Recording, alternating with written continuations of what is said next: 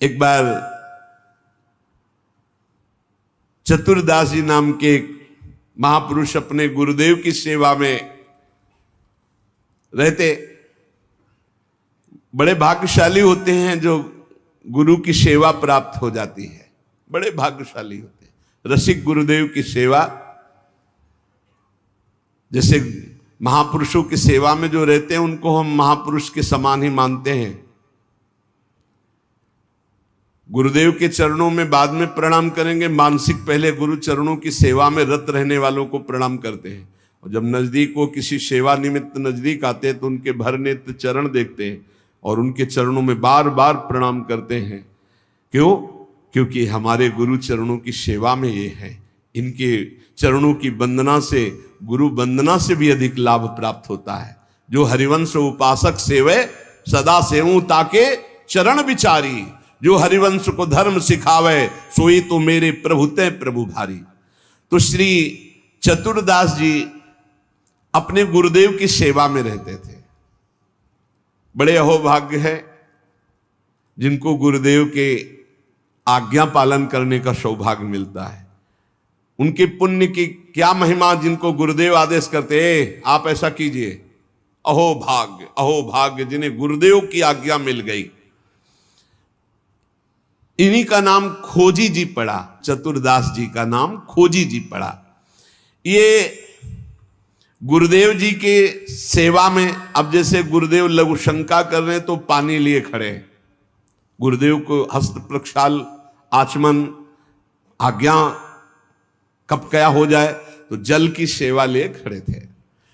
गुरुदेव जी लघु शंका में ही समीप बैठे।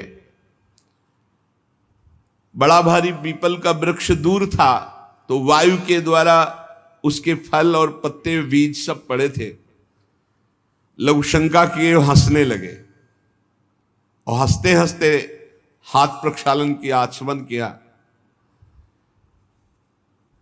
तो इतनी जोर की मस्त मुस्कुराहट और हंसी थी।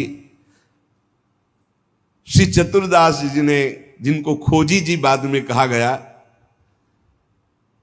आचमन करा रहे थे, कहा गुरुदेव कोई मधुर प्रसंग प्रभु का याद आया या कोई घटना घटी? आप बहुत मुस्कुरा रहे हैं, बहुत हंस रहे हैं, इस समय बाह्य प्रसंग तो कोई ऐसा है नहीं। कहा तू कैसा शिष्य है रे, सेवा में रहता हुआ मेरी हंसी का कारण नहीं जान पाया? मैं क्यों हंसा इतना भी तुझे ज्ञान नहीं, और मेरी सेवा में रहता है? कैसा शिष्य है जो गुरु के मन की बात न जान पावे, गुरु के इशारे के, गुरु के मनोभाव को न जान पावे, वो शिष्य ही क्या? चलो सेवा छोड़ो, मैं क्यों हंसा इसकी खोज करके आओ। अब बताओ, गुरुजनों की प्रति सेवा कर बहुत कठिन है, बहुत कठिन है। यहां कहा कि छोड़ो सेवा, मैं क्यों हंसा ये बताओ, आके खोज करो। अब गुरु आज्ञा, तुम्हारी बुद्धि अब सेवा के अधिकारी नहीं, यदि तुम ये नहीं जान सकते मैं क्यों हंसा। हंसे गुरु जी और फंसे चेला जी। अब समझो, अब मतलब कितना कठिन विषय है गुरु सेवा,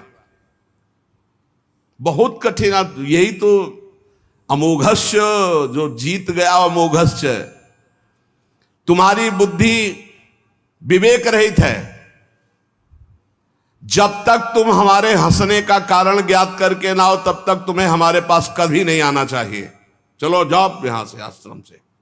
हमारे मन की बात जब जान जाओगे कि मैं क्यों हंसा, उसका कारण सही बताओगे आकर के, और जो मैं मन में सोच रहा था तो फिर सेवा में रख लूंगा, तब मैं मानूंगा कि तुम मेरे सच्चे शिष्य हो और सेवक हो। साष्टांग दंडवत किया, जो आज्ञा गुरुदेव। अब चल दिए, जहां संत महात्मा मिलते तो विनम्रता पूर्वक दंडवत करते हो, कहते हमारे गुरुजी लघु शंका करते समय हंस दिए, क्या कारण था? तो सब कहते गीता की बात पूछो, भागवत की बात पूछो, वेदों के, तुम्हारे गुरुजी है तो लघु शंका में हंस दिए, अब हम इसका क्या मतलब बताए? तो और उपहास होता। भला कोई इस प्रश्न का क्या उत्तर दे? कोई सुलझे हुए महात्मा थे, उन्होंने कहा रामायण गीता भागवत का प्रश्न हो तो अभी मैं उत्तर दे दूं, लेकिन आपके गुरुजी लघु शंका करते हुए क्यों हंसे, इसका हमको ज्ञान कैसे होगा, हम कैसे उत्तर दे आपको, ये तो गुरुजी से ही पूछो जाके। बोले नहीं, गुरुजी ने कहा जब तक इसका उत्तर न मिल जाए हमारे सामने मत आना, मुख मत दिखाना। अरे संत जन बहुत पहले, और हर उनकी आज्ञा में बहुत बड़ा रहस्य होता था। अब ये रोज जलते कि गुरु सेवा से वंचित हो गया, गुरु सेवा छूट गई। साधक को इस बात की बहुत पीड़ा होनी चाहिए, जिसको गुरु सेवा, तो ये होना चाहिए कि कौन सा अपराध बन गया, दुर्भाग्य आ गया कि गुरु सेवा छूट गई। वो रात दिन जलते इसी प्रकार, और संतों से जा जाकर पूछते पर कोई समाधान नहीं मिला। अब उन्होंने विचार किया गुरुजी के सामने जाना नहीं, सेवा है नहीं, तो अब शरीर को रख के क्या करें, शरीर को नष्ट कर देते हैं, शरीर का परित्याग कर देने की ठानी। ये देखो, ये है गुरु भक्त का लक्षण कि अब शरीर रख के क्या करें, गुरुजी ने सेवा से निकाल दिया, उत्तर मिल नहीं पा रहा, तो शरीर किस काम का। अब वो एकांत में निर्जन वन में जाकर बैठ गए और नाम जप करने लगे, और सोचा बस भूख प्यास से पीड़ित होकर यही शरीर छोड़ दूंगा, कुछ खाना नहीं, कुछ पीना नहीं, रात दिन भगवान नाम जप करना, शरीर छोड़ दूंगा। गुरु की आज्ञा पे थे, जिज्ञासा प्रबल थी, सेवा छूट गई थी, पीड़ा बहुत थी। अभी कुछ ही दिन हुए थे, न अन्न न जल, रात दिन नाम जप और शरीर छोड़ने का संकल्प।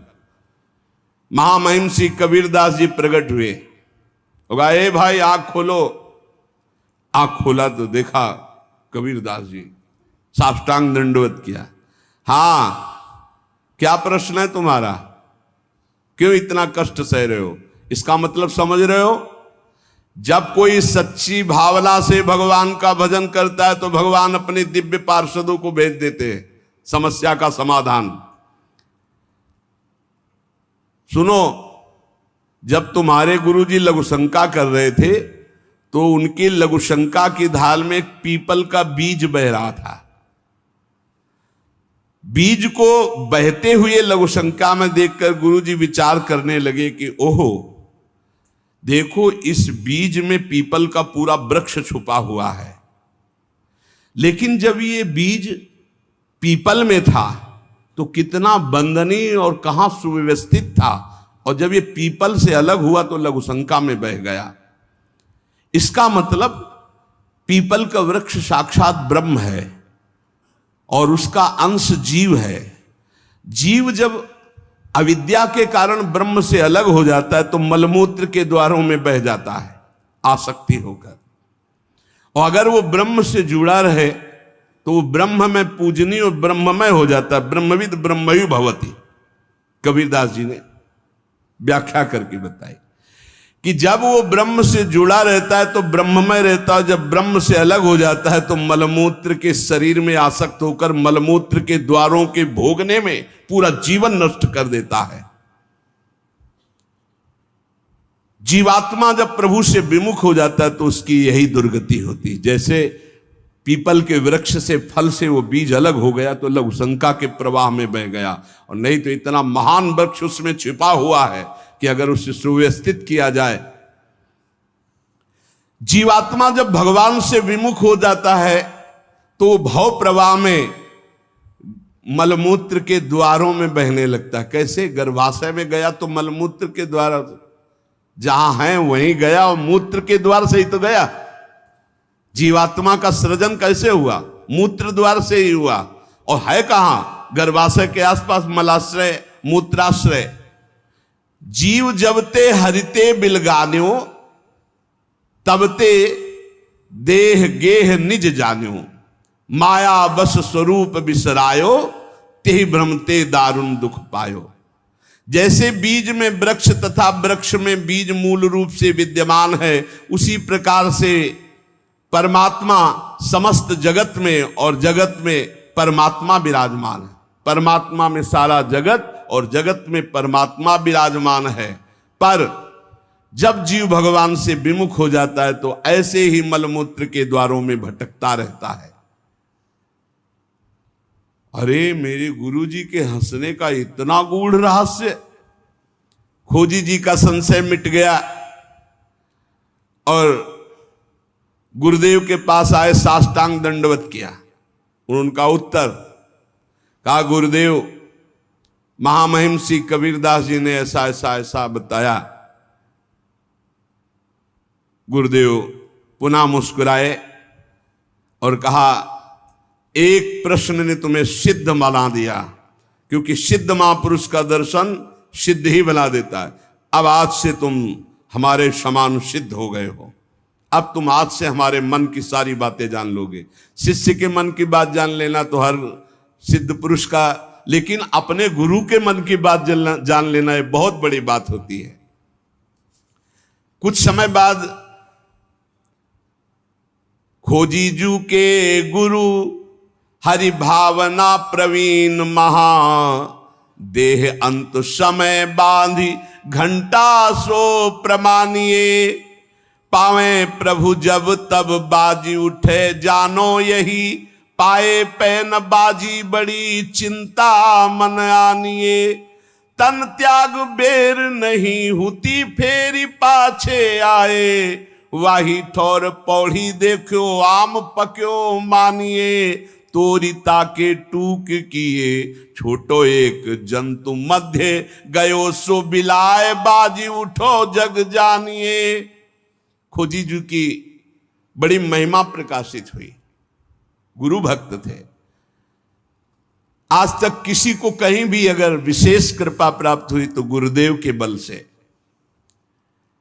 खोजी जी के गुरुदेव का जब अंतिम समय आया, भगवत चिंतन परायण रहते थे, उन्होंने एक घंटा बांध दिया और कहा, जब मेरा मोक्ष हो जाएगा तो घंटा बज जाएगा, जब मेरा भगवत मिलन हो जाएगा तो घंटा बज जाएगा। शिष्यों से कहा, घंटा स्वयं बजेगा जब मेरा शरीर छूटेगा, भगवत प्राप्ति होगी। परंतु आश्चर्य हुआ, गुरुजी का शरीर तो छूट गया पर घंटा नहीं बजा। सब जितने और शिष्य थे बहुत चिंता में हो गए कि क्या गुरुजी की गति नहीं हुई।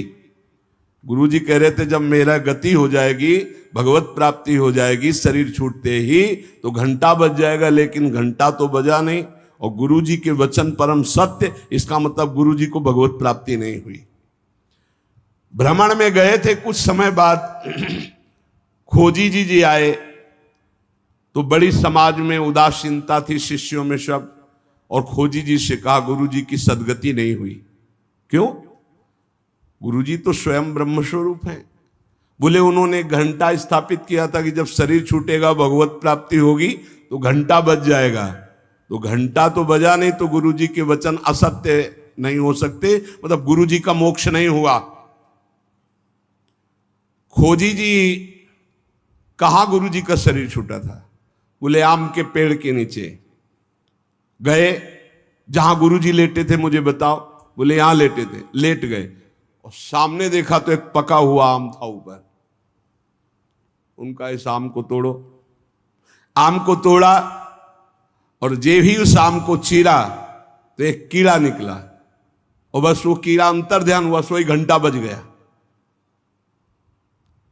कीड़ा अदृश्य हो गया और घंटा स्वयं बज गया। बहुत विचित्र बात है।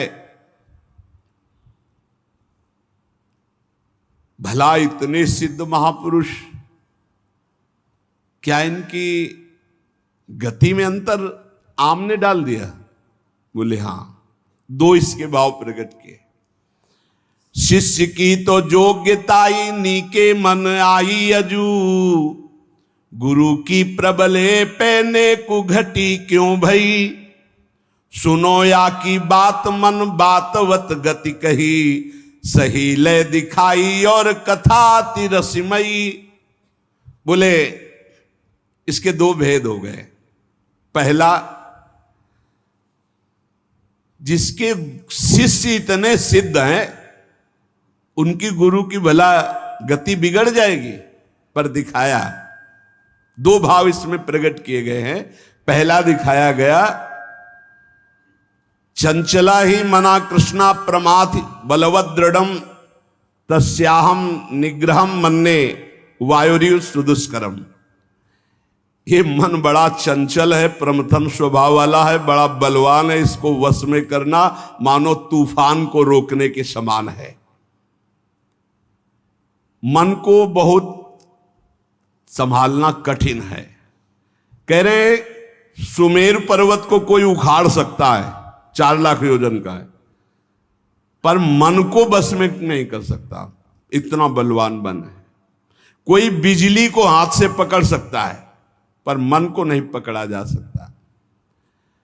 बहुत विचित्र चंचलता है इस मन की, इसको हल्के में ना ले। इतने सिद्ध महापुरुष, और जब उनका अंतिम समय तो पका हुआ आम देखा, पके हुए आम में मन चला गया। कहीं भी फल फल सकता है, इतने सिद्ध महापुरुष आम में तो घंटा नहीं बजा। ये पहला जन साधारण के लिए। और असाधारण बात थी कि आम में तो मन गया, पर वैष्णव का मन स्वयं भोक्ता होता नहीं। वो तो कोई भी अच्छी चीज देखे तो भगवान में, तो तत्काल भगवान का ध्यान किया कि अब असमर्थ हूं, शरीर छूटने वाला है। ये आम बहुत बगीचे का हमारे सुंदर था, हम सोचते आपको भोग लगा देते। इसी सोच में प्राण निकल गए, तो भगवान ने अंतिम इच्छा पूर्ति करने के लिए कीट रूप धारण करके आम पाने आ गए। तो भगवान से मिलन हुआ नहीं। जब आम को छेदन किया और वो भगवान अंतर ध्यान हुए, तब जाके खोजी जी से मिले तो घंटा बज गया। इसका आंतरिक रहस्य बताया। तो यहां ये बताया गया कि मन बड़ा चंचल है। भगवत प्राप्ति करने वाले उपासक को कहीं भी अपने मन की वृत्ति ना अटक जाए, इसमें अंतिम तक सावधान रखना है। अंतिम तक कभी भी फंस सकती है। और दूसरी बात है, जिसका स्वभाव बन गया है हर वस्तु हर व्यक्ति में भगवान का दर्शन, भगवान को समर्पण, तो उसकी दुर्गति नहीं हो सकती।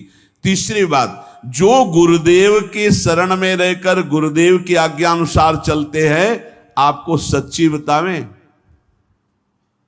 गुरु अपने से भी ऊपर महिमाशाली उसे बना देता है।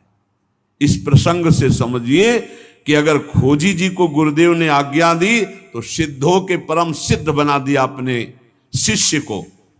इसलिए चाहिए कि अपने गुरुदेव की आज्ञा में संपूर्ण जीवन समर्पित करते हुए प्रियालाल के नाम रूप लीला धाम में निरंतर चित्त को लगाए और इसी जन्म में भगवत प्राप्ति करे। शेष चर्चा आगे। श्री राधा वल्लभ लाल।